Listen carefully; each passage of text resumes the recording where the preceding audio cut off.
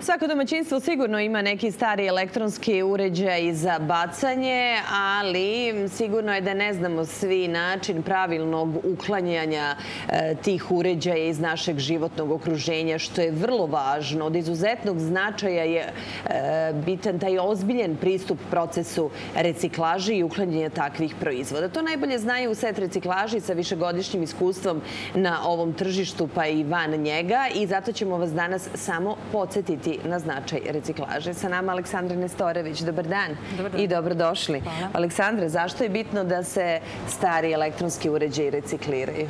Pa znate kako, elektronski otpad sadrži mnogo otrovnih materija i materijala koji nepravilnim odlaganjem mogu ugroziti što naše zdravlje, što životnu sredinu.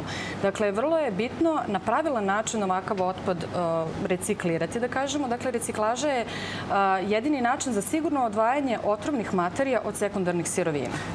A koji su to uređaji?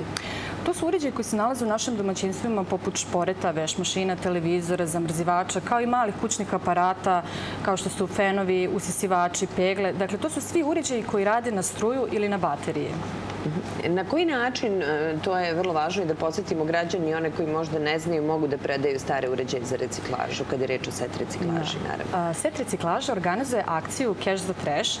Dakle, dovoljno je da nas pozovu sa fiksnog telefona na našu besplatnu telefonsku liniju 0800 250 000, ostave spisak uređaja koji žele da predaju, svoje podatke, i kada se sa određene opštine sakupi dovoljan broj poziva, kolegi Set reciklaže će dakle pozvati građane, ekipe će izaći na teren, preuzeti uređaj i bit će im isplaćeni novac.